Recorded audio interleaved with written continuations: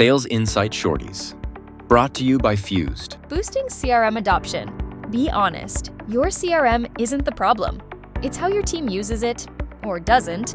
Inconsistent CRM use is killing your data. Forecasts? Wrong. Strategies?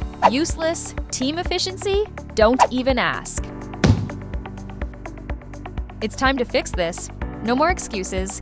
Here's how to whip your CRM adoption into shape. Step 1. Set data entry goals, not maybe goals. Daily, non-negotiable goals. If it's not in the CRM, it didn't happen. Step 2. Automate reminders so no one can say, "Oh, I forgot." Your CRM should nag indiscriminately to establish better habits. Step 3. Add some heat.